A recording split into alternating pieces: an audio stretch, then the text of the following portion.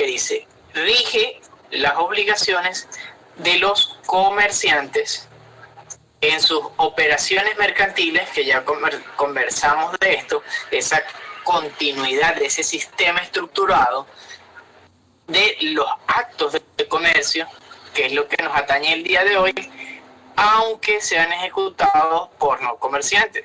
Nuevamente se vuelve a reflejar ese fuero atrayente del derecho mercantil. Como ven, está bastante constante y sonante en nuestro código, literalmente escrito o expresado.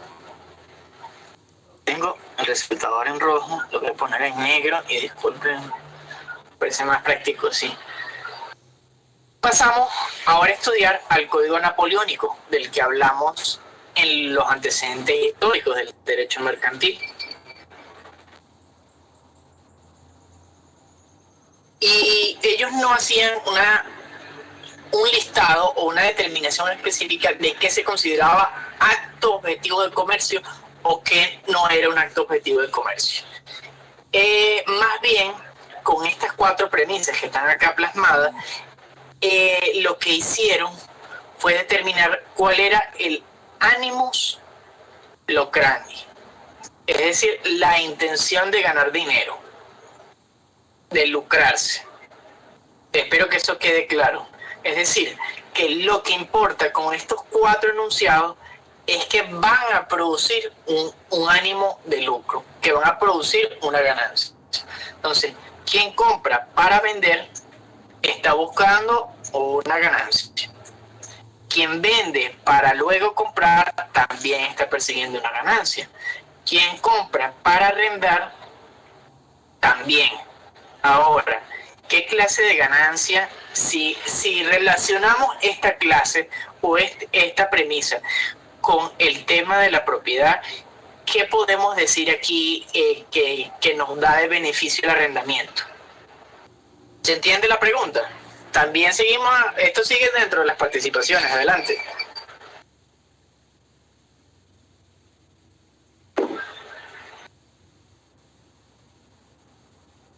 Y lo mismo, el mismo...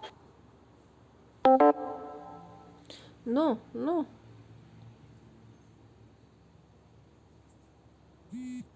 Este tema, la ganancia.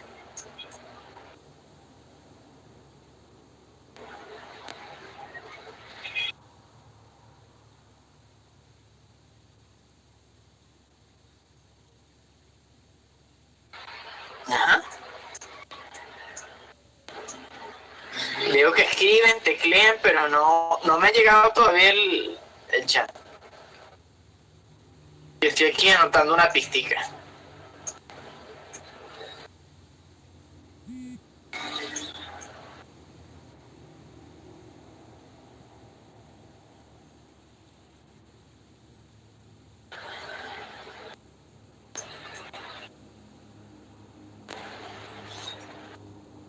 Y silenciado el chat, no me ha llegado absolutamente nada. Bueno, seguimos avanzando.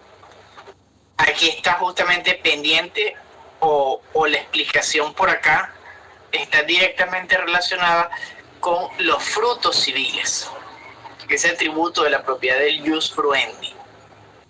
Entonces, esos frutos civiles es ese ingreso por el derecho que otro usa sobre el inmueble que me pertenece, ese canon de arrendamiento. Seguimos avanzando.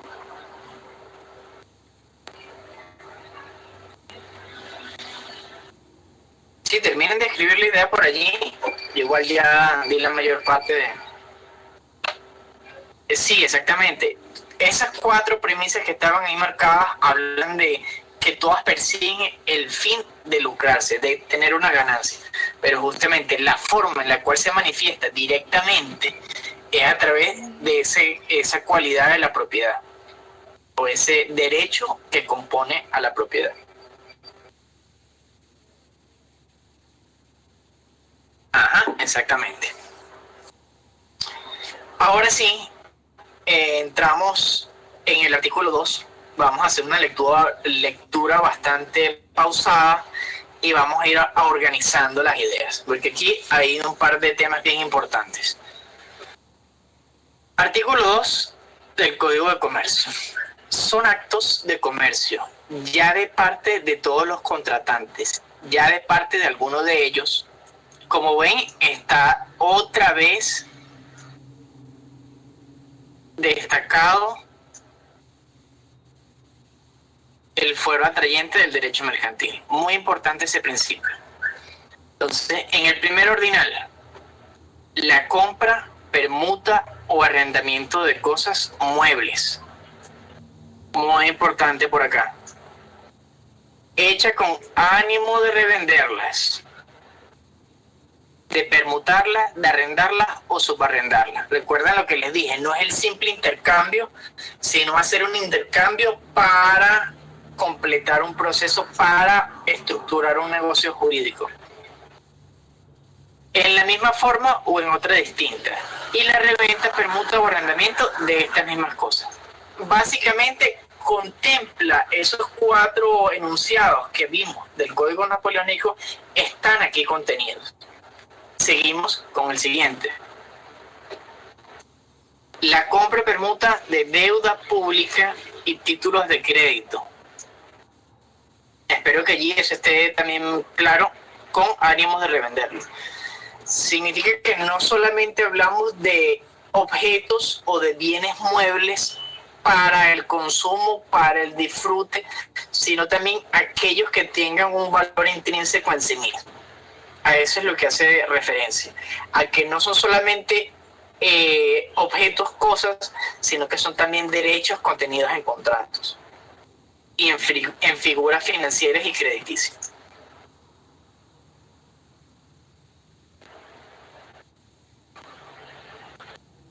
Si hay alguna pregunta, pueden irla escribiendo, no se preocupen. Seguimos y nos habla compra-venta de establecimiento de comercio. Nosotros lo vimos como fondo de comercio. Es a lo que hace alusión. Siempre que vean la palabra en el Código de Comercio, establecimiento de comercio, se refiere al fondo de comercio que, como bien vimos y deben conocer, trata de ese conjunto de valores inmateriales que trascienden el valor contable y los objetos o los bienes mismos que están en posesión de la empresa o en propiedad de la empresa. También tenemos que estar acá presentes las acciones de una sociedad mercantil. Seguimos, tenemos el cuarto, la comisión y el mandato comercial. Cuando vean las exposiciones entenderán un poco más estas figuras y se plantea en que la misma transferencia de poder que se entrega a una persona constituye de por sí un acto de comercio. Es decir, que entre esa figura que nos representa y la persona, nosotros damos un poder a alguien y esa persona que nos representa, independientemente de si esa acción o ese acto es de comercio o no, entre él y yo, la naturaleza de esa actividad es comercial. Claro, cuando hablamos de un mandato comercial, no es cualquier mandato, no es cualquier poder. Mandato y poder, sinónimos.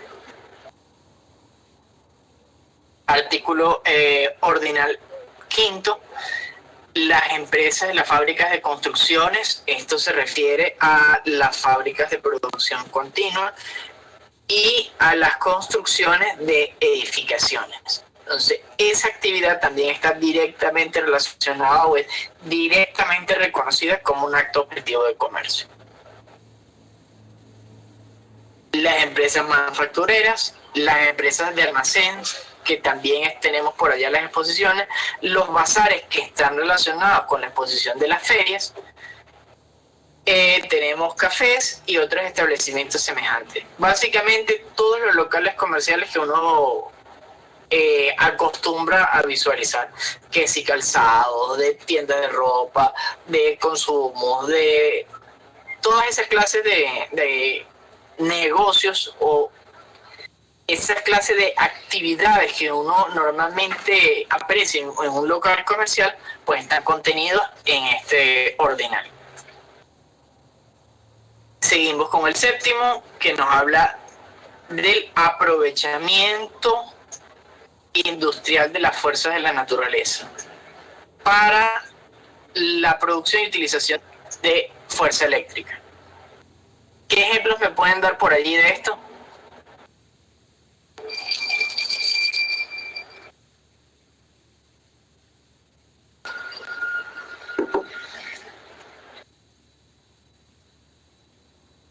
Ajá, perfecto.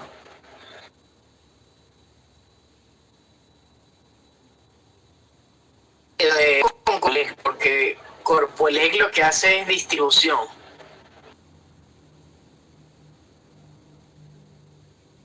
Petróleo, ¿está correcto? Ajá, Ángel. Esa es una muy buena pregunta y ese es uno de los temas que voy a destacar acá. Recuerden, o por lo menos quédense con estas que están subrayadas de manera en la diapositiva, no mi subrayado adicional, sino de esta linecita que tienen aquí. Justamente en este primer ordinal séptimo comenzamos a ver varios huecos o incongruencias. O no incongruencias, sino que son temas que la doctrina ha discutido mucho o que están confrontados. Aquí hay que centrarnos en uso de fuerzas de la naturaleza para la producción o utilización de energía eléctrica. Y esto nos lleva a una pregunta que está bordeada con el comentario de Carlos Cova.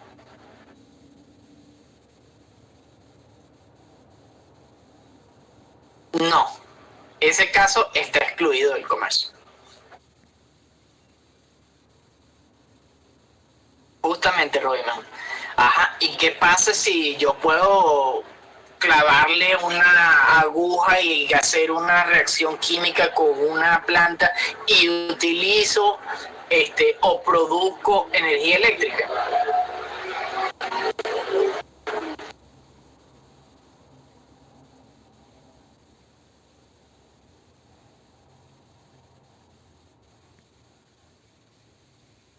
Pero los aéreos, los molinos de viento eléctricos, ¿creen que entrarían acá todas esas menciones?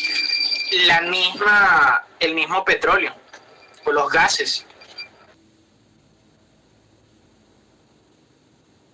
Sí, Jocelyn, el Guri como ejemplo hidroeléctrico.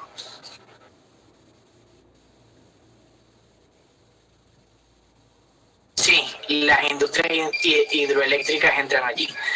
Toda industria que nos permita aprovechar los recursos naturales, las fuerzas de la naturaleza para la producción de energía eléctrica. La eólica, y que acabo de decir, los molinos aéreos, a eso es la relación. Ahora, pero ¿y qué pasa si utilizo las fuerzas de la naturaleza no para producir energía eléctrica, sino para otras cosas? Por ejemplo, el tema de las medicinas. Ese aspecto queda en una zona gris, por decirlo de una manera. Y aparentemente lo que podemos ver es que no entran en el comercio.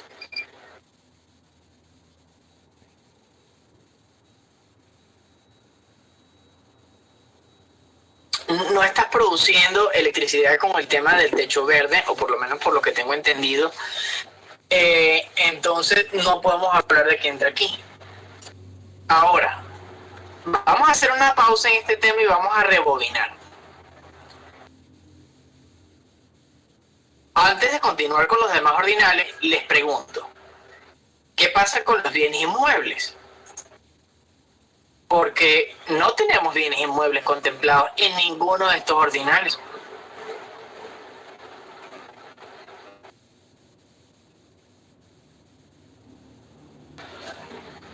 Ya los que vienen son un poco también más específicos, por eso no lo...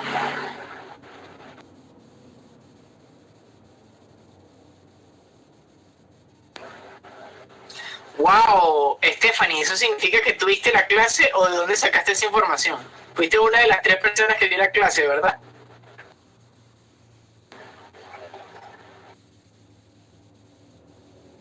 Se excluyen, aparentemente se excluyen. Perfecto, Stephanie. Ya tienes como tres participaciones anotadas en lo que va de clase, imagínate. Sí, no, está en todas, literalmente.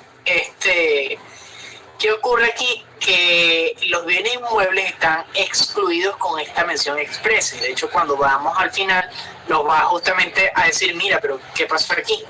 ¿Qué es lo que nos dice la doctrina? Mira, hay cosas que yo puedo reconocer que pueden estar por similitud aquí contenidas.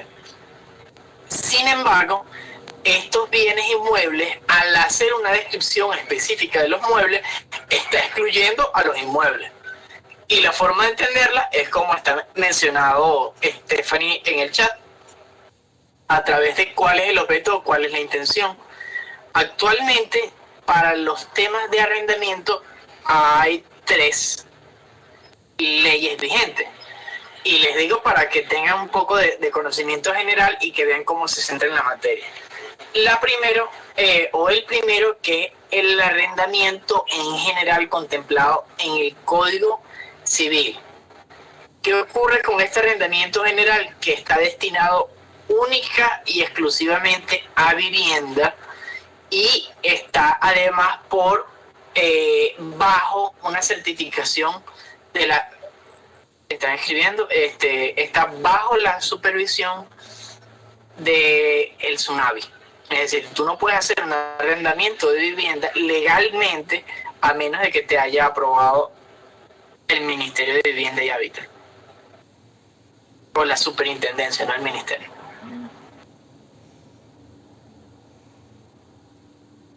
Luego el otro que tenemos, que está directamente relacionado con la materia, es el arrendamiento comercial, que hay una ley especial al respecto, que es justamente para hacer arrendamientos con condiciones específicas que sí se puede hacer legalmente sin ningún problema y más o solamente bajo la supervisión de notarías y registros. Pues no hace falta tampoco, no hay una superintendencia que controle esto directamente. Ajá. Jorge, recuerda la mención al código alemán. Esos aspectos están justamente allí constituidos.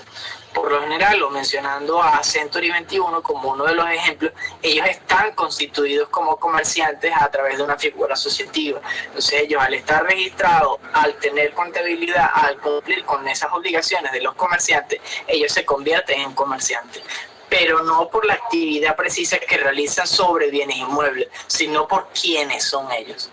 Es por eso entender el detalle de esta clase de cuándo son los sujetos y cuándo son las acciones. Entonces, entendemos hasta ahora que los bienes inmuebles están excluidos del comercio. Entonces, hablamos de eso, arrendamiento de vivienda, hablamos del arrendamiento comercial y además hay otra ley que nos habla de los arrendamientos de oficinas, específicamente hablando. Sí, recuerdo ahora, ojo Jorge, esas menciones o esos enunciados es una definición pasada, que ya está superada y no aplica en nuestro país. Eso fue como en algún momento concibieron los alemanes en su código y que nosotros tomamos algunas referencias para el nuestro. Sin embargo, lo puedes plantear de esa manera, no es lo recomendable. Es para que tú puedas identificarlo como un comerciante. Perfecto. Entonces, seguimos ahora. Justamente, ¿qué ocurre cuando utilizamos esa fuerza de la naturaleza para producir otra que no son de fuente eléctrica? Pues que en principio están excluidos. Eso diría que la agricultura, que se dedica en esos temas de producción de frutas, producción de verduras, hortalizas, esas estructuras o por lo menos esas personas dedicadas a esa actividad concreta no están en el campo comercial, por lo menos no ese aprovechamiento de la naturaleza como un acto de comercio per se, a diferencia de cuando hablamos para la producción de energía eléctrica. Igual, si son otra clase de energías que no son eléctricas o que no se traducen en energías eléctricas, a eso hay reacciones, a ver, si vieron la serie de Chernobyl, se produce energía eléctrica, pero no es directamente de la naturaleza, sino a través de esas estructuras que se hace para compensar los temas químicos. A ver, se trata de una producción constante de algunas cosas. Igualmente, si hablamos en nuestro país del coltrán, si hablamos del oro, no están contenidas en ese ordinal. Tiene que ser recursos naturales para energía eléctrica. Si son otras para otros fines, están excluidos. El ordinal séptimo. Seguimos con el octavo. Las empresas editores, tipográficas, librerías litográficas y fotográficas. En principio, audiovisuales en general están aquí contenidos. El noveno nos habla del transporte, que también tenemos un par de exposiciones al respecto, tanto transporte terrestre como transporte marítimo, que es justamente otro de los puntos que quiero que vean acá resaltados. Terrestre y marítimo. ¿Qué pasa con los aviones?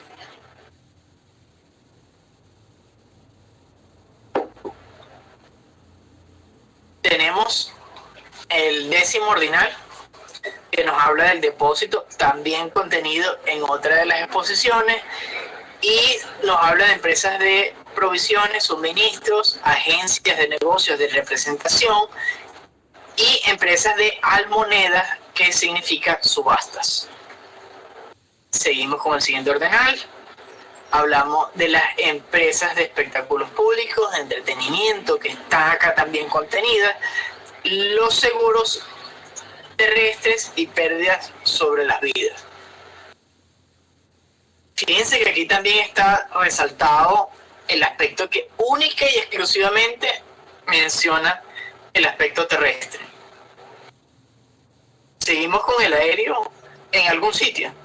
Vamos a ver un poco más para responder el tema del ordinal 12 de esos seguros terrestres, cuando me termine de cargar. Las letras de cambio, que ese es un tema que también vamos a ver bastante más adelante, y los pagarés, que lo que básicamente nos mencionan son títulos valores.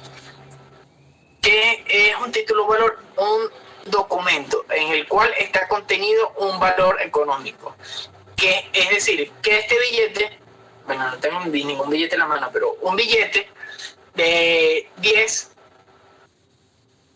exactamente, las acciones también es un ejemplo de los títulos valores, Daniel. Este billete que dice 50 vale efectivamente 50.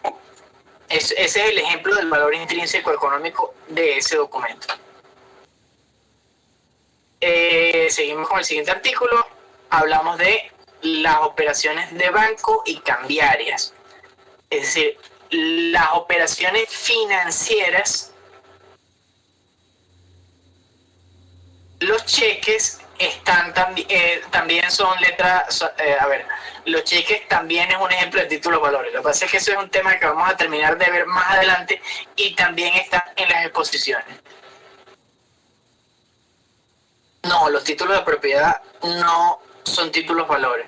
Son documentos certificados que te acreditan la propiedad de un inmueble, que te acreditan que tú tienes la disposición, el uso y el goce.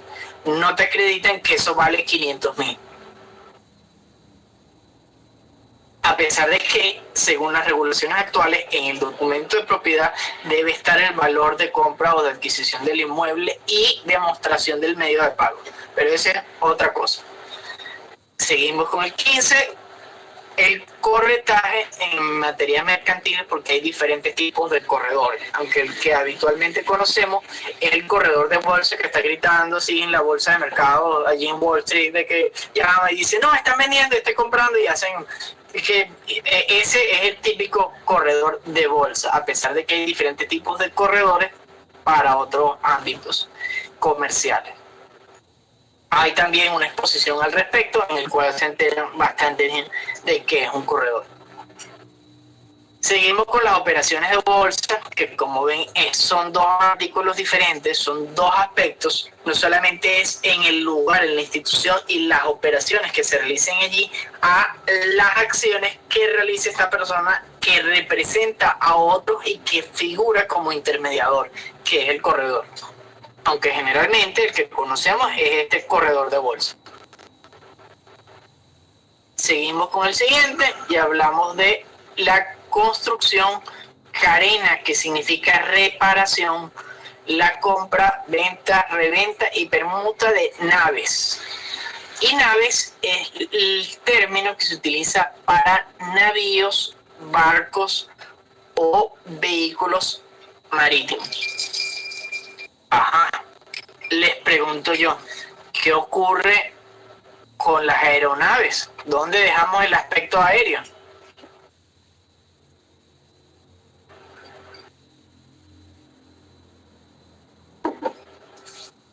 Seguimos viendo que en términos económicos, por lo que vemos, nuestro artículo 2 los excluye completamente. Y de hecho, aquí podemos ver en los últimos ordinales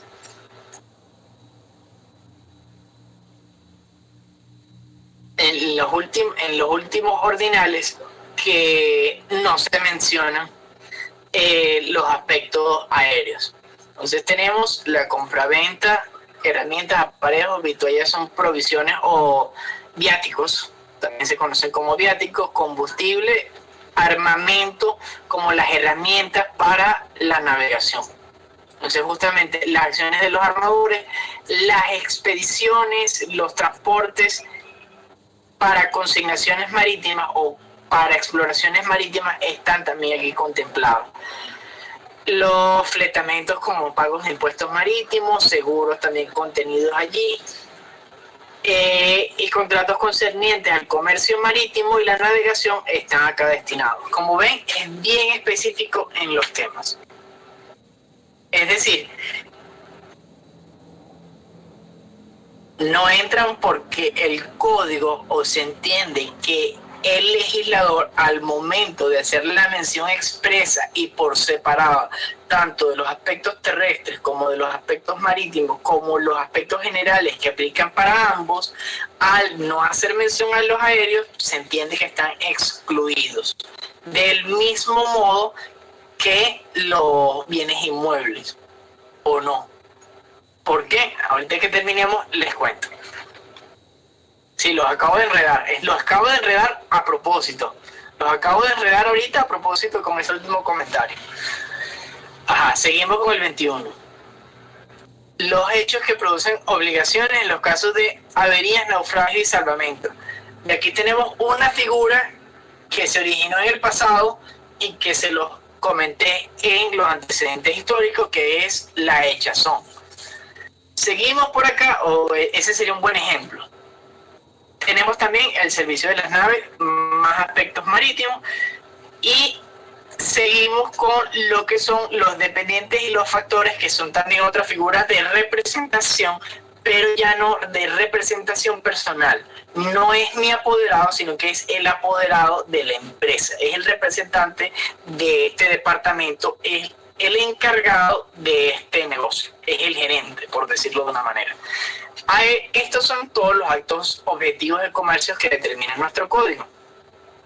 Sin embargo, desde el 1955, que ya es, digamos, la estructura bien rígida o más concreta de nuestro código, la doctrina ha ido debatiéndose si justamente dónde quedan todos esos huecos, esas zonas grises de todas esas acciones que generan ganancias, pero que no están aquí contenidas. Por ejemplo, el transporte de personas por no está mencionado. Sin embargo, a través de la interpretación de la doctrina y de la jurisprudencia, se ha determinado de que sí debe estar allí incluido. Ya, me pasé. Sí debe estar aquí incluido. Es decir, que a pesar de que estos ordinales son rígidos y aplican para estos aspectos que están aquí determinados, por similitud y por desarrollo se han ido incluyendo algunos, muy pocos. Solamente ese tema aéreo y el tema de cualquier tipo de producción natural para energía eléctrica, que no aparecen expresamente determinados allí. Por eso los bienes inmuebles siguen excluidos. Es decir, es un listado cerrado de aspectos objetivos de comercio, el artículo 2. Eso es lo que es. Que es flexible en un par de puntos, pero que debe ser única y exclusivamente lo que está aquí. Ajá, les pregunto yo, ¿y qué pasa con el comercio electrónico? ¿Dónde están allí la minería, el Bitcoin? No están contenidos. Eso es una zona gris que hasta el momento no se ha decidido. Como criterio personal, bueno, tenemos una exposición ahí explicando algunas variantes. Eso entra directamente en lo que es una compra-venta, en lo que es un arrendamiento de servicios digitales, en alquiler de espacios para guardar fotos o compras de espacios. O sea, eso se entiende como si fuese un bien mueble o un derecho o un título crediticio. Ese es el punto. Se puede asimilar a ese derecho por ese valor económico que produce alguna ganancia y yo lo relaciono de esa manera. Sin embargo, nuestro código actualmente lo excluye. ¿Qué ocurre con los temas de minería en nuestro país? Que no hay una legislación expresa que te lo prohíba. Entonces, como les comenté en algún momento al inicio de las clases, para las personas naturales, para los civiles, podemos hacer todo lo que no se nos esté expresamente prohibido, mientras que las figuras públicas o administrativas única y exclusivamente pueden hacer lo que les está permitido, mientras que nosotros lo que nos está prohibido es lo único que nos limita. Entonces, en base a eso, con el artículo 112 de la Constitución, hay suficientes fundamentos para decir que son actividades económicas legales. Sin embargo, como no hay una mención expresa, en nuestro país se ha señalado y se ha dicho, esta persona está haciendo minería, está despilfarrando los recursos eléctricos del Estado y los sanciona.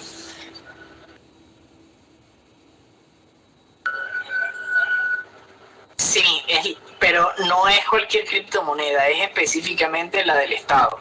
Y tampoco es que funciona del todo bien hasta los momentos.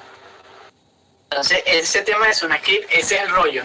Que en vez de aprovechar el momento de incluir una moneda electrónica oficial en nuestro país, lo que hicieron fue agarrar y quedarnos con este pedacito de explicación como para terminar de decir a las personas que quieran gastar dinero, mira, háganlo aquí y listo. Pero lo que es el comercio electrónico en general en nuestro país no tiene una legislación expresa. Como verán en la exposición, hay un par de menciones que te dicen, mira, puedes emitir factura electrónica y es válida. Entonces, si es válida, ¿por qué otro tipo de acciones, por qué otro tipo de negocios no son válidos? Es así, jugar mucho con la lógica y con las circunstancias. Tema con la criptomoneda que no creo que conozcan. Resulta que cuando salió el petro en preventa costaba el 50% de su valor. Es decir, que si una persona, por obra y gracia del Espíritu Santo, conseguía $1 millón en petros, significa que al momento de entrar en vigencia la aplicación de los petros, duplicó el dinero y tenía $2 millones en petro. ¿Qué les parece?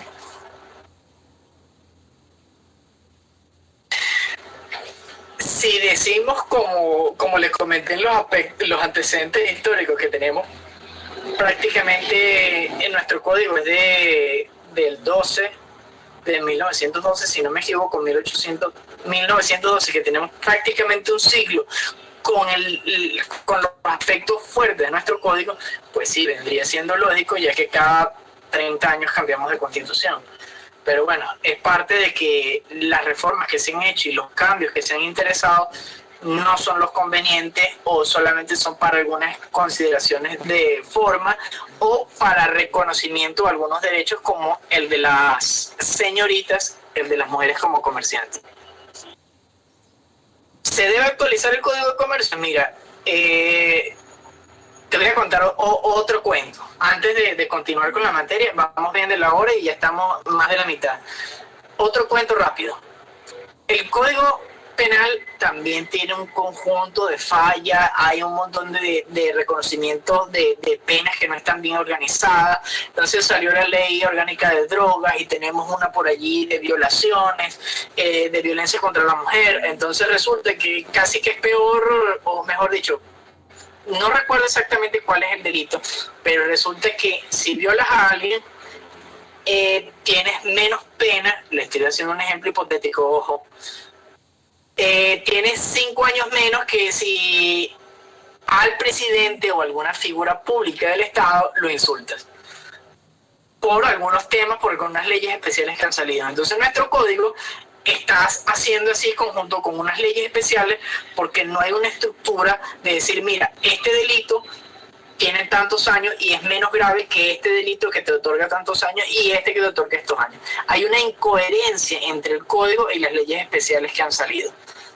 ¿Qué ocurre? Que cuando comenzaron a discutir para actualizar ese código penal, estaban colocando varias figuras como el gallicidio.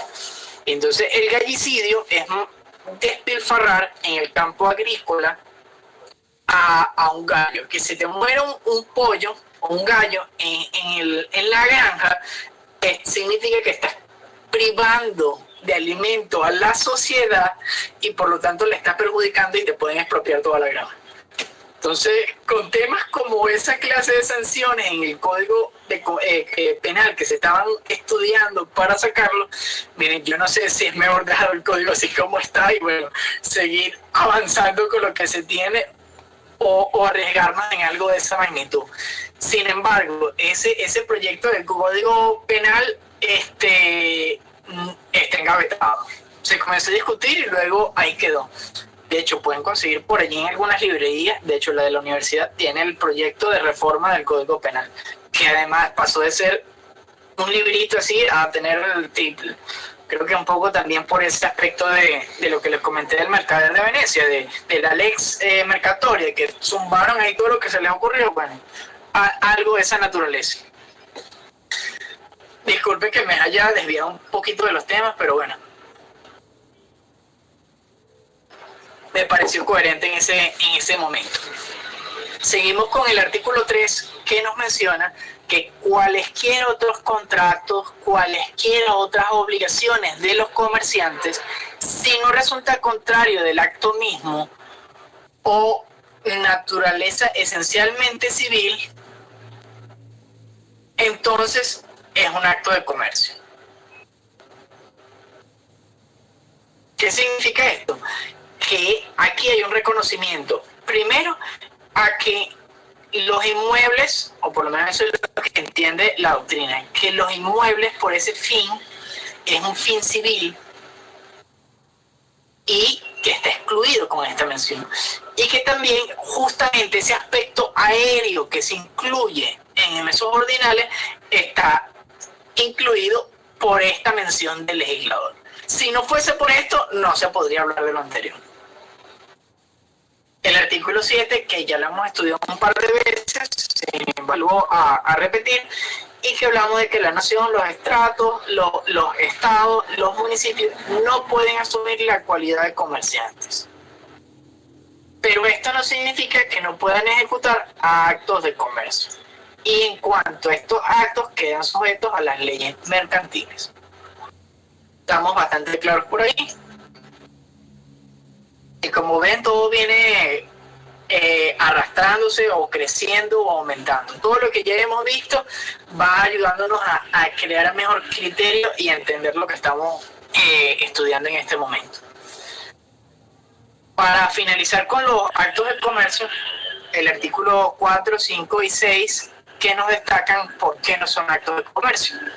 Los trabajos manuales y de los artesanos no son actos de comercio. Los obreros tampoco. Los ejecutados individualmente, ya sea por cuenta propia o en servicio de una empresa o establecimiento mencionado anteriormente, no constituyen actos de comercio. Un ejemplo, una mesera en un café, una mesera en un café no está realizando actos de comercio. Por allí por el chat me escriben un par de ejemplos más y vénganse bienvenidos a la participación.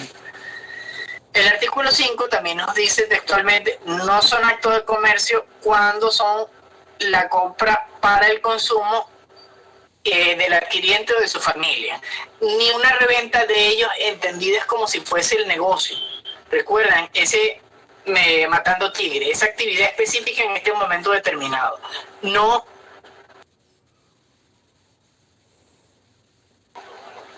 Sí, aquí justamente nos dice eso. Ajá. Esa es parte de la distinción y lo que nos puede hacer complicar un poco el tema. Qué bueno que están bien precisos. Dense cuenta, ya sea por cuenta propia o en servicio de alguna empresa, tú no estás haciendo actos de comercio.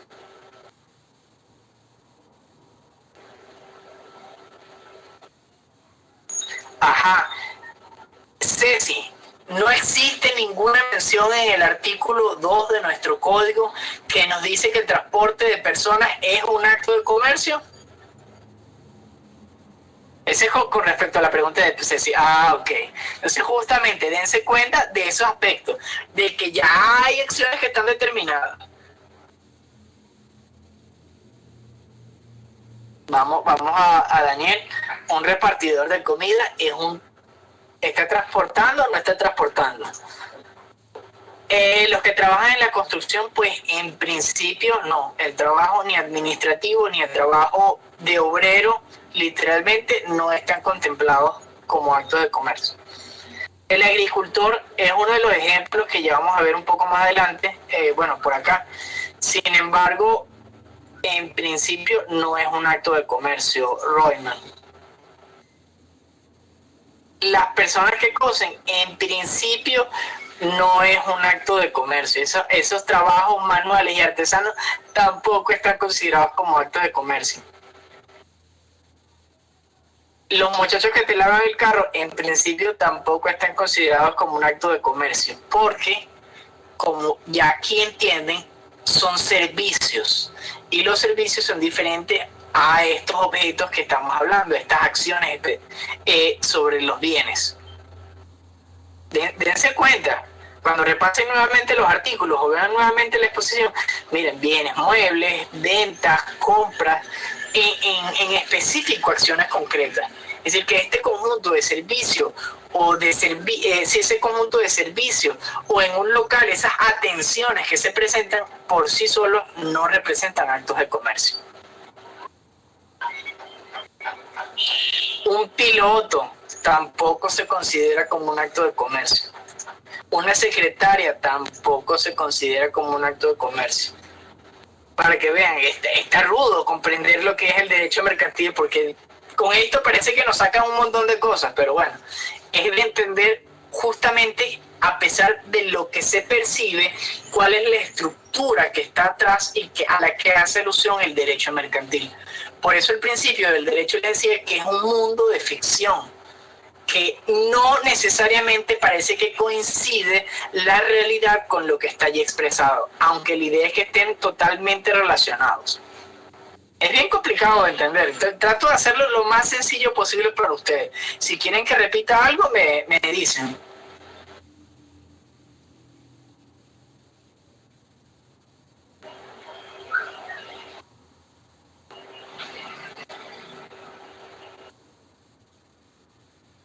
Doriani, no sé, profe, para nosotros no sería un acto de comercio, aunque la empresa así lo vea de esa manera. ¿A qué acción o qué te estás refiriendo? Perdí el hilo allí.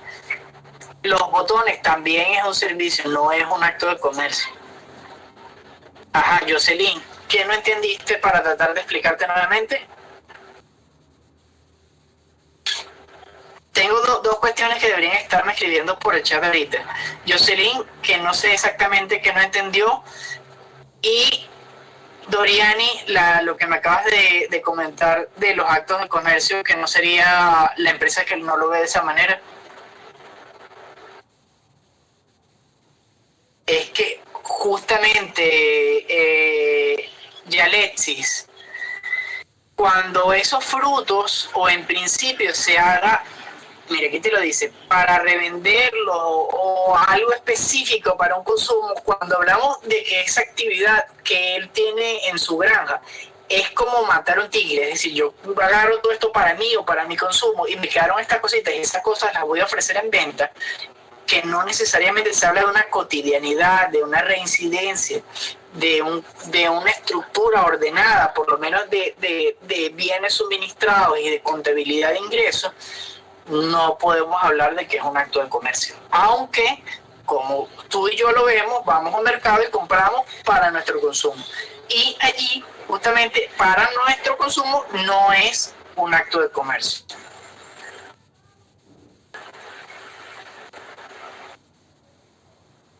El capitán de un barco, claro que es un acto de comercio, Luis.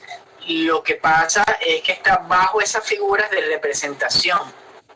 Cuando veas el tema de los corredores, cuando veas el tema del factor, vas a entender cómo funcionan esas figuras de representación comercial.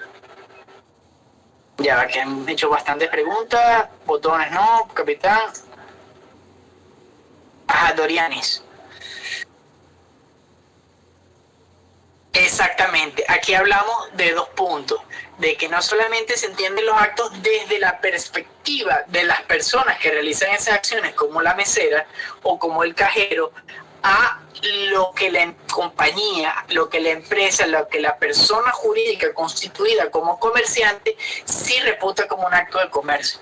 Por eso ir nosotros al mercado, el mercadillo sí es un acto de comercio para él vendernos a nosotros, pero para nosotros no es un acto de comercio, lo cual complica un poco más el asunto.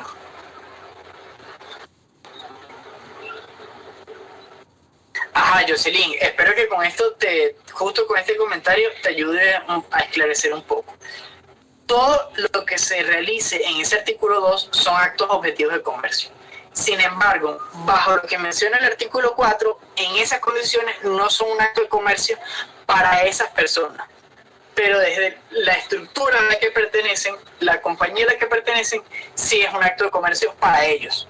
O sea, hay que distinguir allí entre lo que es, ya va, el consumidor, lo que es la empresa, aquí la empresa, y el intermediario o la persona que está allí que realiza las acciones con el consumidor. Lo que es el cajero, lo que es el ejemplo que les había dado de la mesera, o el botones también. Y dense cuenta entonces que el consumidor está en un lado, la empresa está en otra, relacionada directamente a esos actos objetivos de comercio, y este intermediario lo que hace es prestar un servicio o brindar una atención.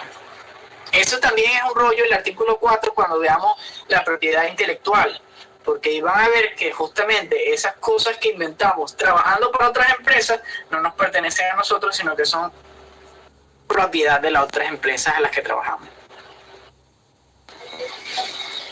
Sí, espero haberme explicado, Jocelyn. Cualquier duda, sigue preguntando y voy tratando de explicar.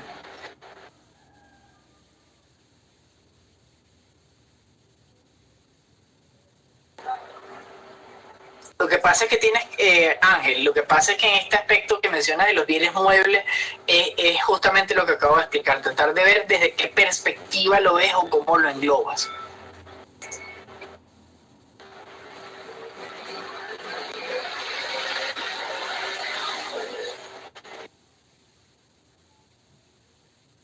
No, pero Carlos, ese aspecto artesanal, a pesar de que lo podamos convertir en una empresa o en un negocio, visto desde esa perspectiva de una persona que realiza pequeñas prendas o reparaciones, desde el ámbito de esos trabajos manuales, artesanos, de textilería justamente, no entra como actos de comercio. Ahora, recuerda que nuestro código contempla, es mixto porque contempla no solamente los aspectos objetivos, sino también los subjetivos. Entonces podríamos decir, pero si esa persona hace una firma personal y se registra, entonces se constituye como un comerciante, entre comillas, por inscripción. Entonces, lo que él realiza son actos de comercio por dependencia de quién es, que es un comerciante, no por el hecho de coser como tal. Y Alexis, perfecto. Carlos.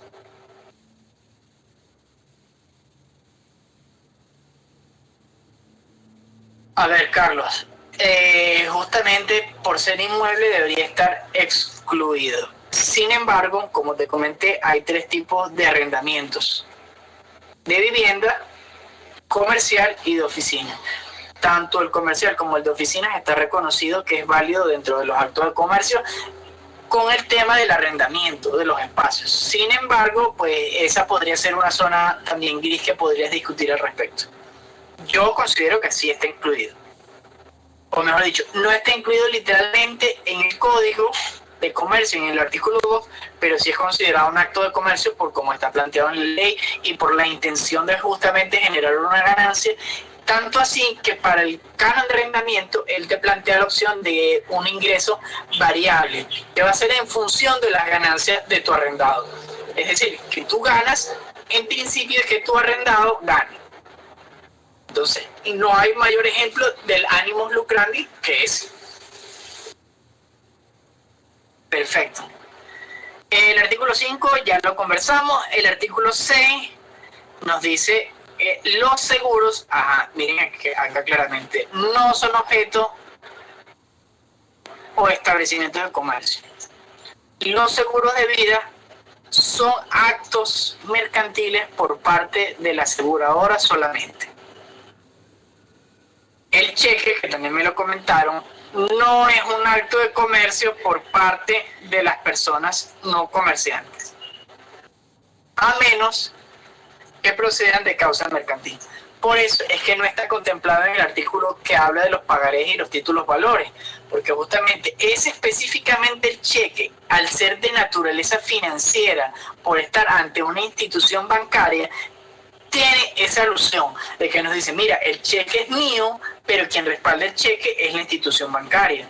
Entonces, este aspecto no lo acepto yo como un acto de comercio, pero esta persona, el banco, sí lo asume como un acto de comercio. Como ven, este es un tema sencillito de contenido, bastante conciso, pero es complicado de entender. Seguimos avanzando, creo que ya con esto cerramos lo que son los actos de comercio y caemos en el breve repaso de las obligaciones de los comerciantes. Por favor, chequeen varias veces esa exposición que no está perfecta, pero tiene bastante contenido con respecto a lo que quería mencionarles. Es muy importante y es contenido de parcial o los aspectos prácticos están relacionados un poco con esto. Las obligaciones de los comerciantes. En la legislación mercantil realmente hay solo 3 obligaciones, que es el registro, es decir, estar inscrito, tener una firma, es decir, que tenga un nombre comercial y que lleve contabilidad. El resto de condiciones que deben bien conocer, por ejemplo, estar inscrito en el registro de información fiscal, el tener una patente, es decir, que esté acreditado de alguna manera tanto por el Estado o el municipio, la entidad estatal, para que pueda ejercer actividad económica, como ante la nación por los ingresos que perciba, son otras obligaciones, sin embargo, no están contempladas en el Código de Comercio o en la legislación mercantil, sino esos son temas financieros y tributarios que son de la cátedra que les corresponde más adelante. Cualquier duda me van diciendo que si está directamente relacionado, se lo zumbo de una vez. Y por acá les traigo el ejemplo de una firma personal. La firma personal es la forma en la cual el comerciante unipersonal se inscribe para ser un comerciante. Una persona sola puede inscribirse como un comerciante. Y esto ha cambiado un poquito con a ver, lamentablemente el código no ha tenido ningún cambio más de eso de forma del 2007. Sin embargo, a través de correos electrónicos, a través de SAREN, que es el Servicio Autónomo de Registro de Notaría, se han cambiado los criterios legales o cómo proceder con algunas cuantas figuras jurídicas, lo cual nos ha desarmado, lamentablemente. Sin embargo, les voy a explicar con este caso bien concreto para que vean lo que es el registro, la firma y la contabilidad. Sí, Alberto, eso es la firma comercial, el nombre. En este caso, la firma personal es el nombre de una persona que está relacionada con su apellido. Vamos a subrayar por acá. Y tenemos que esta persona, este es un documento de firma personal totalmente válido, lo pueden ver aquí y está bien, está correcto. ¿Qué pasó por acá? Bueno, que está la persona que se describe con sus características, expone que tiene un local, entre comillas, y que se va a denominar de esta manera: Servicio de Herrería Charamo 84. ¿Qué ocurre? Para la firma personal, lo determinable es que tenga el apellido del comerciante, generalmente nombre y apellido, en este caso es solamente el apellido. Es bueno porque como es un nombre único y que te distingue de los demás, que tenga alguna clase de número, ya que hay montones de nombres que pueden ser muy similares y con el número de diferente es que logras la distinción. Por lo general, las firmas personales se utilizan para servicios. Esta es una de las cosas que ha ido cambiando. En principio uno debería poder hacer cualquier cosa como comerciante unipersonal de lo que está reconocido en el código, ¿no? En ese artículo 2. Sin embargo, por estas modificaciones que se han hecho por correo electrónico, estas misivas, el nombre debería tener consigo alguna identificación de la actividad que se realiza, que más o menos está orientada a actividades profesionales y técnicas. Por ejemplo, servicio de herrería Charamo. Otro de los aspectos determinantes es tener una dirección específica. También, mira, nos menciona acá que el objeto principal, trabajo de herrería. Sin embargo, también se habla de plomería, electricidad, carpintería, acciones en general. Ya va. Tengo que cambiar a la... Ya, vamos a ver si puedo... No. A moverme. Y también te establece que todas estas firmas o todos estos comerciantes, como tienen ese interés de lucro, deberían tener un monto para garantizar, digamos, sus obligaciones, que estaba en aquel momento para 10.000 bolívares. Esto 2006, antes de la reconversión del 2018. Cuando vean la exposición, allí hay que quitarle los 3 ceros del 2018 más los 5 ceros que quitaron o más bien al revés, ¿verdad? En el 2008 quitaron 3 ceros y ahorita en el 2018 quitaron 5 ceros. Sí, ¿verdad? Fue eso lo que pasó. Entonces, a eso que menciona el código, que hay una mención específica y que hay una multa, sí, son unos cuantos. Entonces, a esa mención eran bolívares antes de quitarles esos 8 ceros. Para que se den cuenta de lo rezagado que han quedado algunas cuantas cosas en nuestro código. Y que es una mala técnica legal decir bolívares, porque uno debería establecer en unidades tributarias, que es un rollo porque ahora también tenemos 3 tipos de unidades tributarias y que unas aplican para estas circunstancias, estas aplican para estas y estas aplican quién sabe para qué, porque quedaron como en el olvido y que realmente hay hasta unidades tributarias ahora municipales cuando eso es técnicamente ilegal. Debería haber una unidad tributaria a nivel nacional y punto. Y cada año, para reconocer que había inflación, se iba actualizando. ¿Qué pasa? Que en vez de actualizarlo a lo que deberían haberlo hecho, súmale 1000 bolas más ahí y listo. Entonces, realmente la unidad tributaria para utilización de temas legales es de 0,12 bolívares. Después de esos últimos 5 ceros que quitaron, 0,12. Mientras tenemos una sancionatoria de 500.000 bolívares. Sí, es por eso, es que es un rollo, porque incluso ahora hasta hay una unidad tributaria de Miranda, totalmente ilegal, pero bueno. Mientras se decide, mientras se discute, mientras se organiza. Y esa de Miranda se actualiza el 5 de cada mes. Ese es más o menos lo importante de la firma personal. Ese capital, la dirección, la actividad, el nombre y la persona. Como ven, se hace alusión tanto a la contabilidad por el tema del dinero, se hace alusión a la firma, que es el nombre, y se solicita mediante ese documento la inscripción en el registro. Entonces, con eso son las 3 obligaciones que tienen los comerciantes según la legislación mercantil. Vamos a seguir, otra vez cambiamos a la mano y vamos a hablar ahora de la búsqueda del nombre o esa firma. Esta es una copia real de cómo se efectúa la firma, la búsqueda. Tenemos por acá mencionado que aquí está la persona que lo busca, como ven estoy yo por ahí.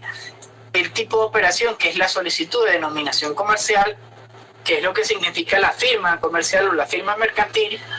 ¿Cuál es el nombre que se está buscando? Que en este caso es Bodegón Higuerote Express. La fecha en la cual se busca y... Mano de nuevo. Y para este momento ellos entregan el resultado de esa búsqueda. Que pasando a la siguiente lámina.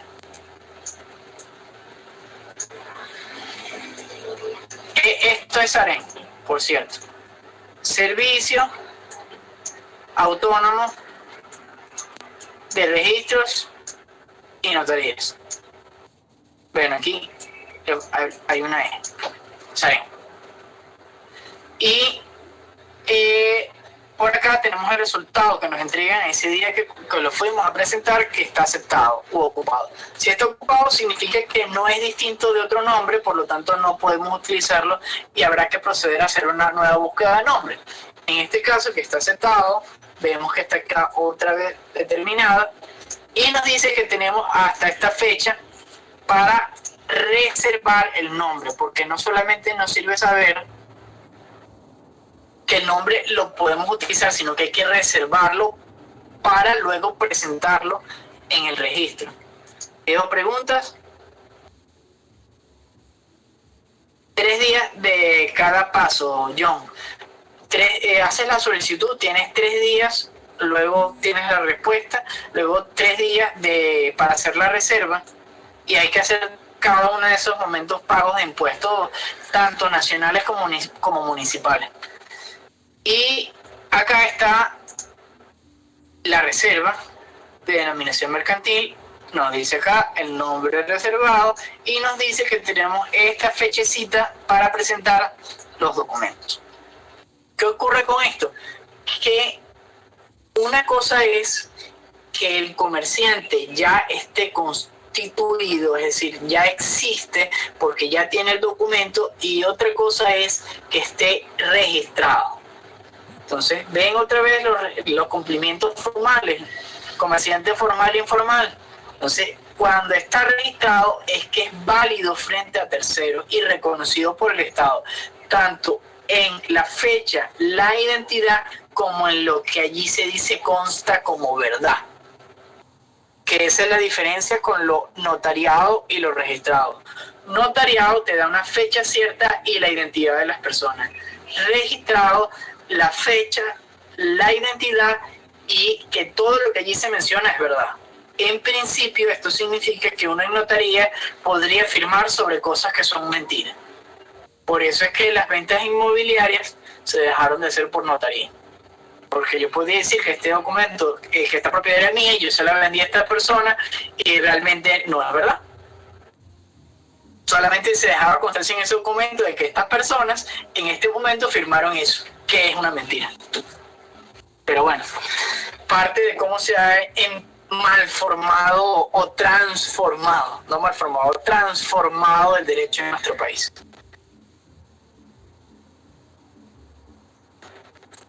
Ya acá con clase de hoy.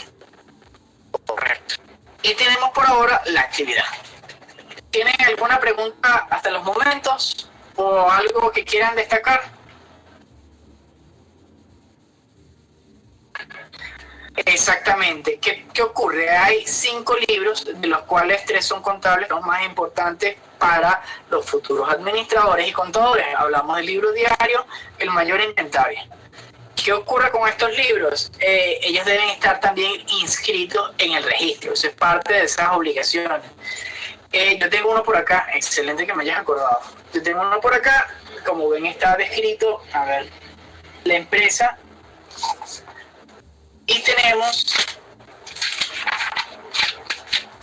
la nota de registro en la primera. Así es más o menos como luce una nota de registro.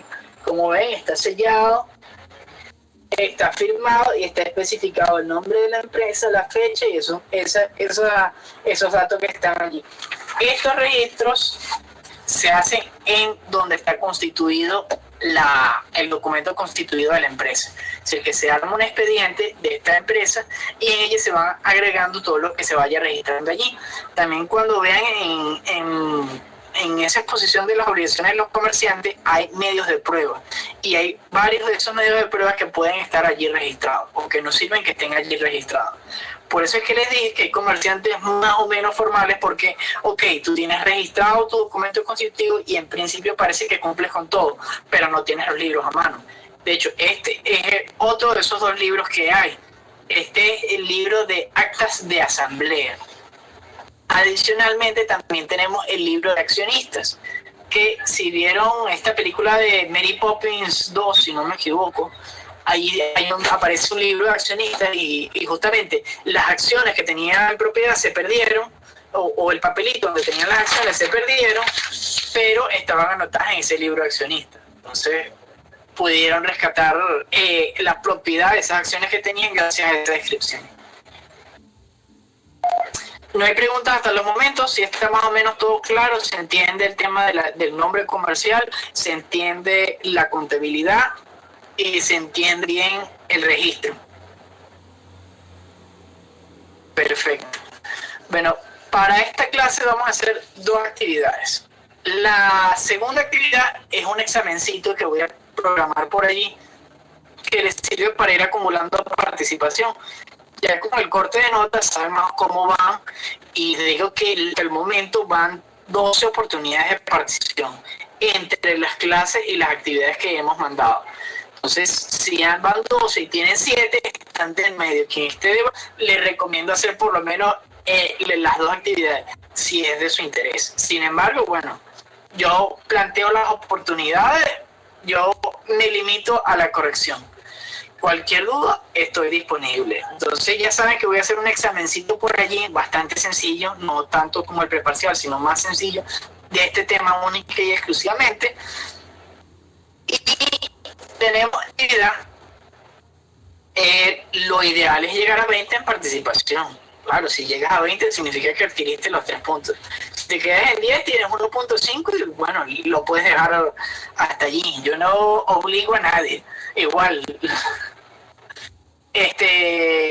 Entonces ya saben que van a tener una actividad de examencito bastante sencillo y vamos a tener también esta actividad que es a través de un informe que llega por módulo C en formato PDF.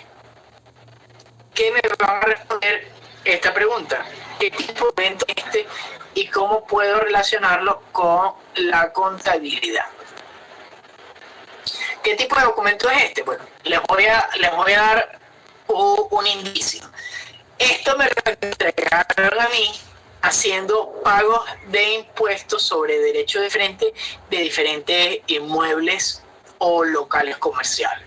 Entonces, justamente aquí esto nos dice recibo y nos dice, como en derecho mercantil es importante si está destinado a actividades comerciales. Nos dice que, bueno, este concepto de pasa intensidad de aprovechamiento sobre inmuebles urbanos. De saber qué significa eso. O mejor dicho, esa es parte de su tarea. Que traten de explicarme qué es esto que está aquí. Entonces, claro, como son sumamente formales, ellos te colocan cuánto fue el poder, esta gestión para el pago del derecho de frente, que no es este monto. Y te colocan tu fecha en qué momento hiciste cada planilla para hacer el pago del impuesto.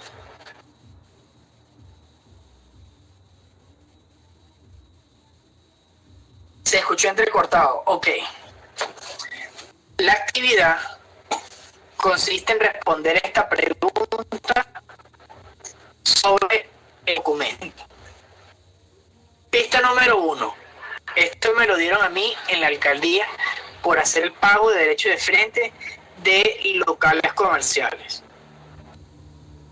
Pista número 2. Es importante tener que el motivo o el concepto por el cual se realizan los actos, si es que podemos decir que esto es un acto de comercio o qué tipo de documento es. Esta pista nos dice que es una administrativa, a pesar de que arriba nos dice que es un recibo. Ojo. Y nos define el concepto como una plusvalía de la intensidad del aprovechamiento de inmuebles urbanos. Que esto es algo que, miren, ustedes me dirán qué significa. También tienen en cuenta que hay un monto establecido a fecha concreta.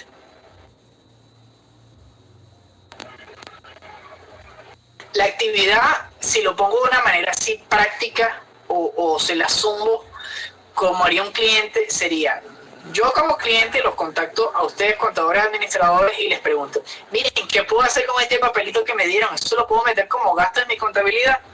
Esa es parte de individual. ¿Cómo hacer esto individual? A ver qué ha sido la curva de crecimiento en cuanto a las habilidades y el criterio jurídico que han desarrollado. Y terminar también de afianzar si hay algún comentario en particular. Por lo general en el preparcial la gente salió bastante bien.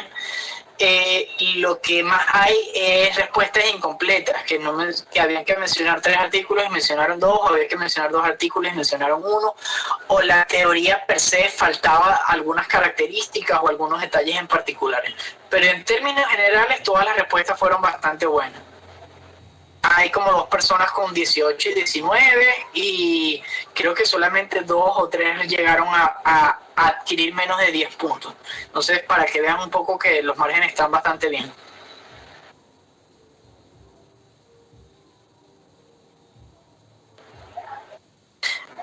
Sí, Rebeca, yo repito estas 2 actividades que vamos a hacer para participación en el módulo 7 en la sección de anuncios como de costumbre. Sí, me lo envías el corte de nota por WhatsApp en privado y yo voy respondiendo. De hecho, me están faltando corregir 2 exposiciones, si no me equivoco, y ya. Tenemos todavía pendiente las exposiciones. ¿Qué ocurre con ellas? Estoy evaluándolas hasta 16 puntos. Entonces, si ahorita me piden el corte y tienen esa evaluación, entiendan que está en base a 16 y que esos 4 puntos que faltan es para responder y hacer preguntas en YouTube. Busquen su video, ven si tienen preguntas, y si no tienen, no se preocupen que les van a llegar, y a cada uno de esos videos de exposiciones van a ir dejando una pregunta, no por persona, sino por equipo. Si significa equipo de los venduteros, pregunta tal. Estas 2 actividades hasta el miércoles que viene van a estar activas. Yo debería estarlas publicando hoy en la noche o mañana en la mañana. Creo que mañana en la mañana, y serían desde mañana en la mañana hasta el miércoles. Todas las actividades de participación cierran el miércoles, el día antes de la clase. ¿Hay alguna pregunta o algo más en particular que aclarar?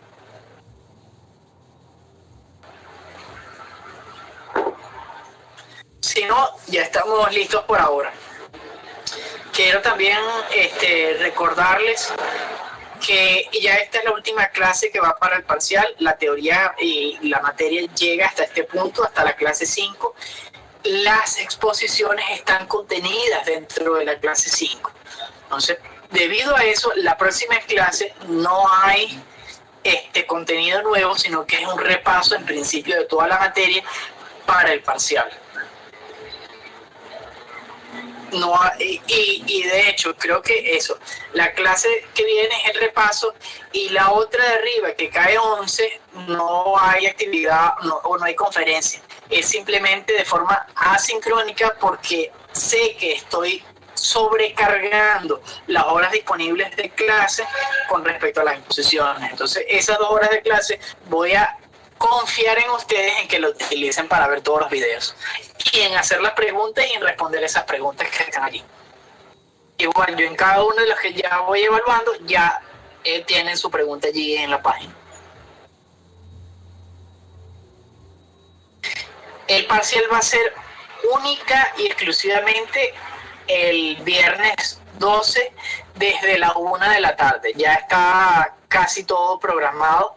Me falta hacer que puedan agarrarme las preguntas que quiero, porque tengo 45 preguntas y quiero que justamente me tome estas preguntas en este momento, estas preguntas en este momento, para garantizar que ninguno tenga un examen igual al otro también. ¿Cuántas preguntas hay en este examen? Miren, es lo que estoy tratando de definir.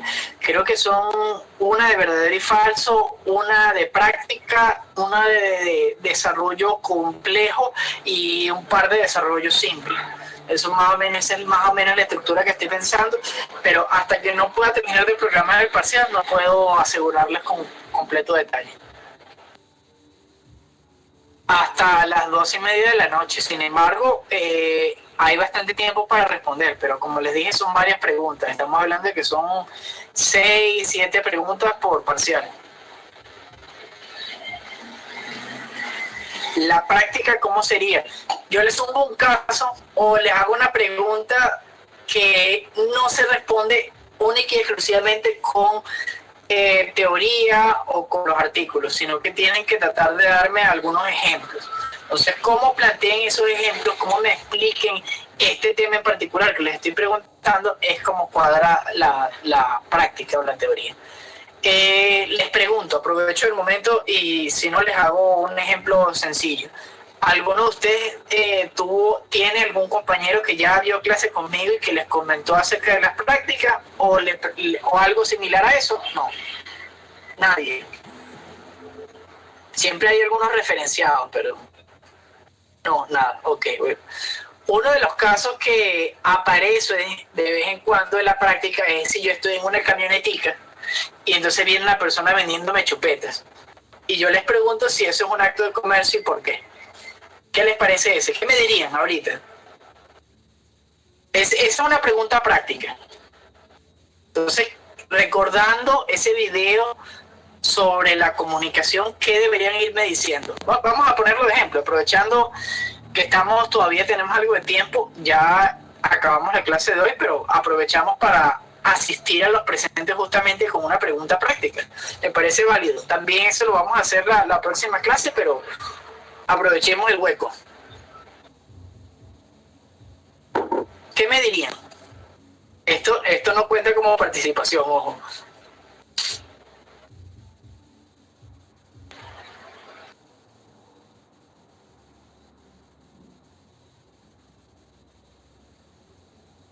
Ay, nadie me diría nada. Eso sí está mal.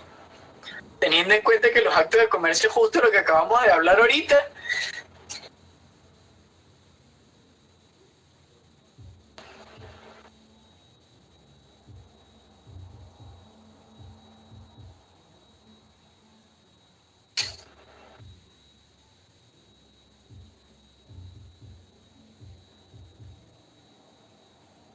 por cierto, cuando subo el webinar, por lo general esta última parte, aclarando algunas cosas, están excluidas. Así que esto queda entre ustedes y yo.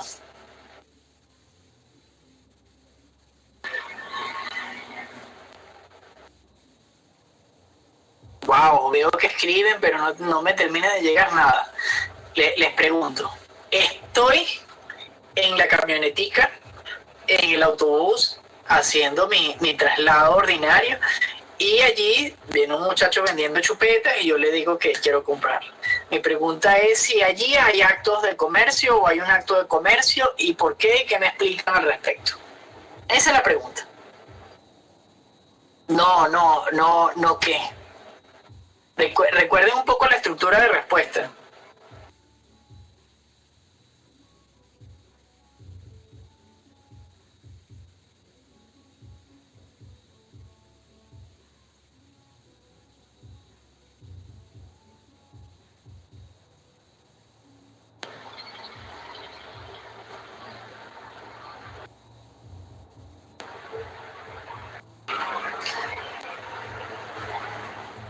Carlos, esa es una respuesta. Están faltando más argumentos teóricos, está faltando que me expliques por qué no lo consideras un acto de comercio a pesar de que la venta de bienes muebles está contenida en el ordinal primero del artículo segundo de nuestro Código de Comercio. No me estás explicando por qué dices que él no es un comerciante. Tampoco me estás explicando, a ver si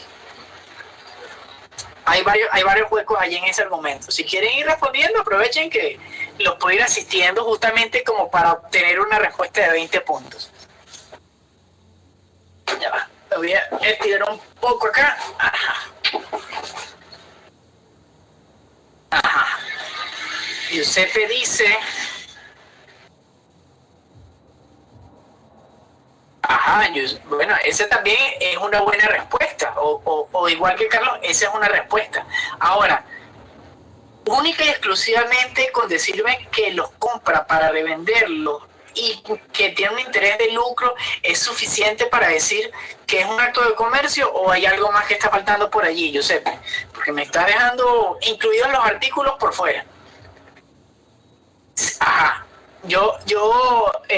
Bueno, cuando podía escribir en el pizarrón, yo colocaba una pregunta como esta y les decía que valía un punto.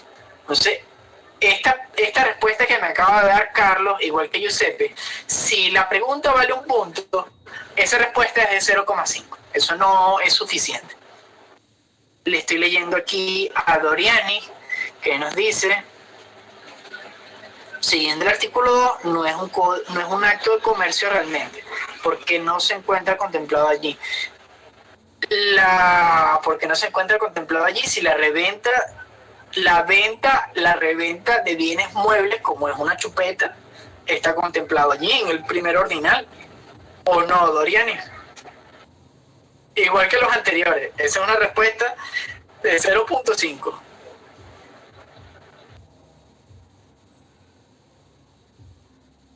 ¿Por qué, Giuseppe? Explíqueme. ¿Cómo por el artículo 2? El artículo 2 es muy amplio.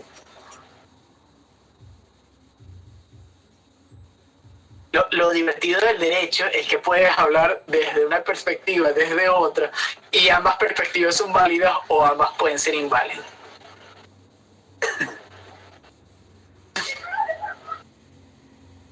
Yo no les voy a dar esta respuesta, yo los voy a ir acompañando a que se materialice esa respuesta de 20 puntos. Si lo quieren dejar hasta aquí, lo dejamos hasta aquí, pero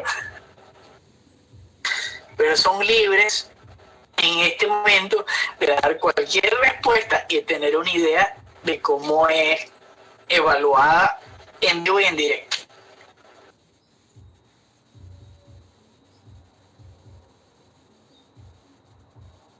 Claro, tenemos un límite que es el tiempo.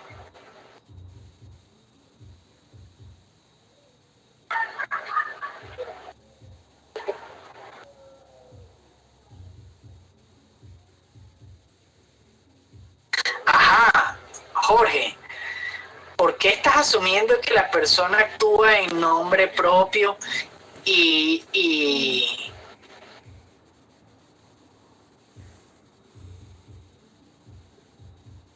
¿por qué dices que la persona que realiza la compraventa de bienes muebles como chupetas es una actividad de un artesano o una actividad por cuenta propia. ¿Realmente crees que no sería considerado un comerciante? Giuseppe, ¿realmente crees que no es un acto de comercio?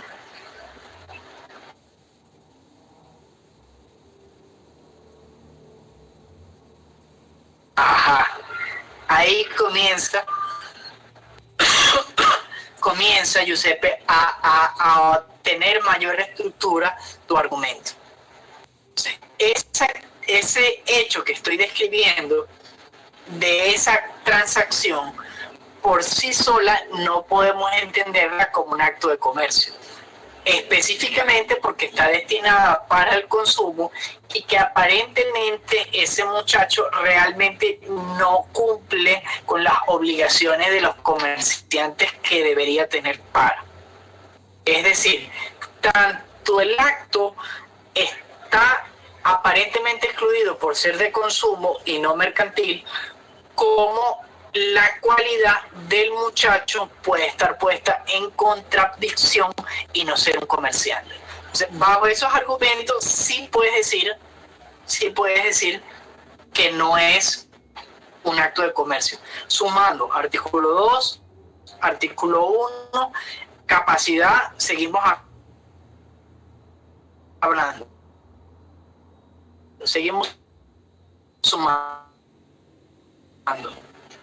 Artículo 10. Perfecto. Doriani, ajá, exactamente, el artículo 5. Igual, Doriani, lo que está mencionando Giuseppe. Se te colió por un par de segundos, porque hasta respondió en el mismo minuto y todo. John me dice que es un acto de comercio porque cumple las obligaciones de los comerciantes. A ver, ¿de qué modo? Cuéntame un poco más, John.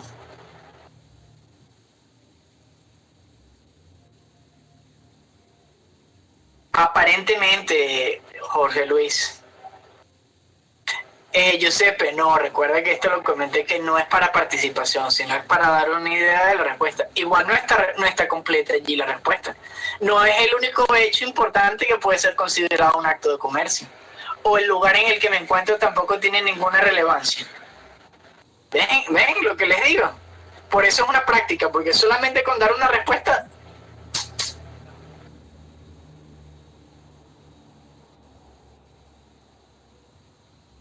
¿Qué pasa si esa persona, vamos, y Alexis, qué pasa si esa persona sí está registrado, sí tiene una firma personal que se dedica a la venta de chuchería y que él justamente se monte en las camioneticas que van de esta ruta a esta ruta todos los días como una actividad habitual y que es bien conocido por vender para comprar y revender y que tiene su ingreso o su modo de vida a través de esta actividad?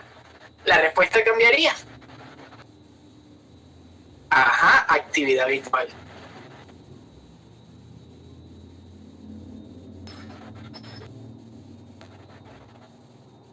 No cumple, bueno.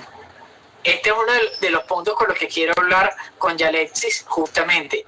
Se puede argumentar también y decir que sí es un comerciante. Hay suficientes huecos en esta historia, en este hecho que les estoy dando para decir que puede ser un comerciante.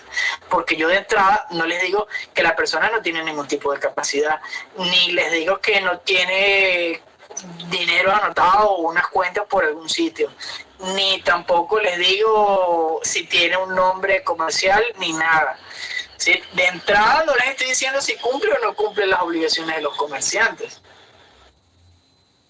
Se puede entender que es una actividad habitual por el lugar que estoy determinando.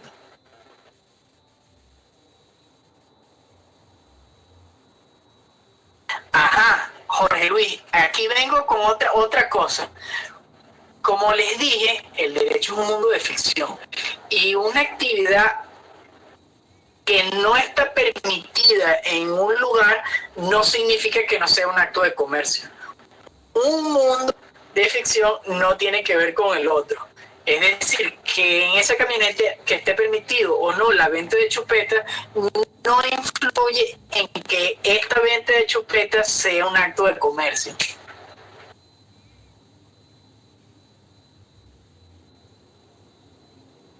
También puedes considerarlo como exactamente una actividad externa.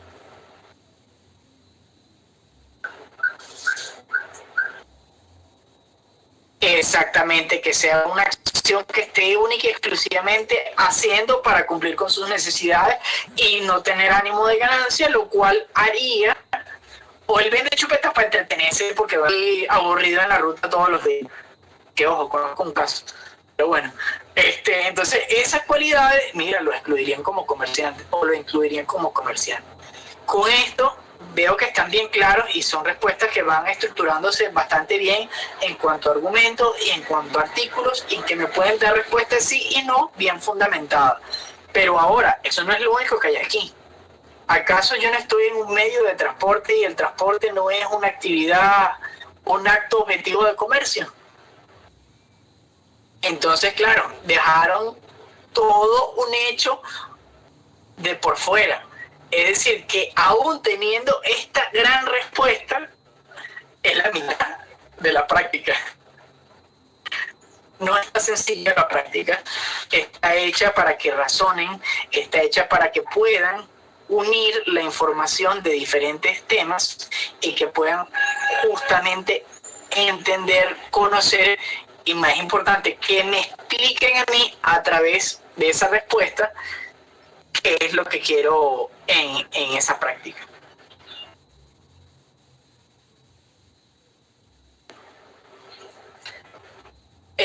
¿Alguna pregunta adicional o algo más que...?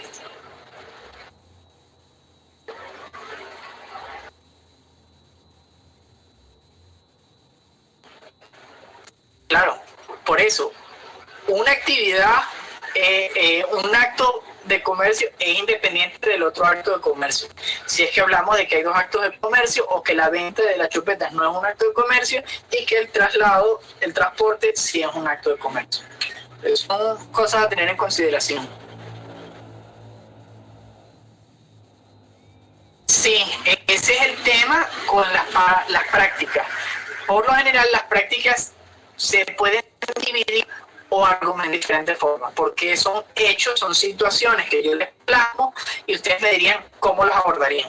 Claro, trato de hacerlo lo más conciso posible para que no vuelen y decir, no, esa es una actividad ilícita, eso es ilegal y no se puede hacer y no hay más nada que decir aquí. Eso no, nunca va a ser así. Nunca va a ser así en las prácticas. Y a pesar de que aparentemente sea ilícita, no tiene que ver con el hecho comercial o los temas dentro de la materia mercantil. Estamos listos, ¿verdad? ¿Preguntas? ¿Algo más adicional? Ya, ahora sí nos estamos pasando de la hora.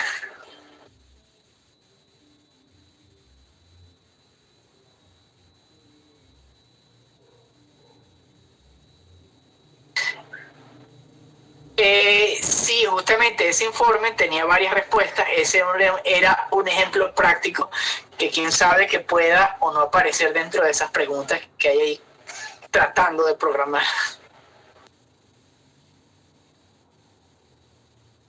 Sí, hay que tener en cuenta todos los hechos que te menciono. Y claro, si te menciono un transporte de personas, tú sabes que ese es un acto de comercio.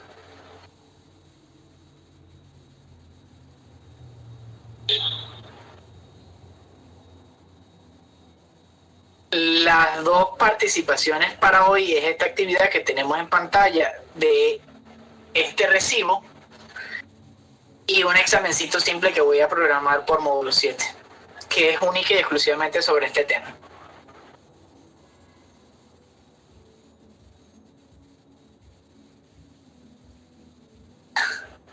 Tranquilo. ¿Alguna pregunta o algo más antes de cerrar?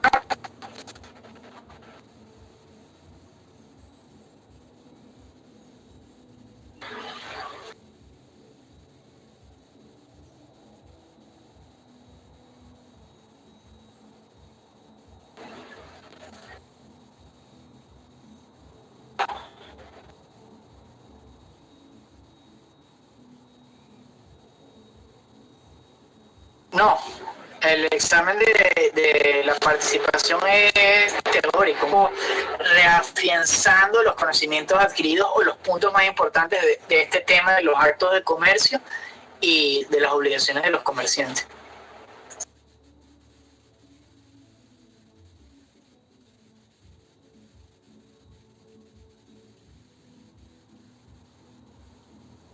Estamos listos entonces por hoy. De todas maneras, quedo atento al WhatsApp. Si tienen alguna duda, si quieren algún corte de notas, me lo envíen y yo poco a poco voy organizando. Igual quería tratar de corregir los dos exposiciones que me faltan y ya pasar todas las notas al mismo sitio que las tengo, digamos, por cada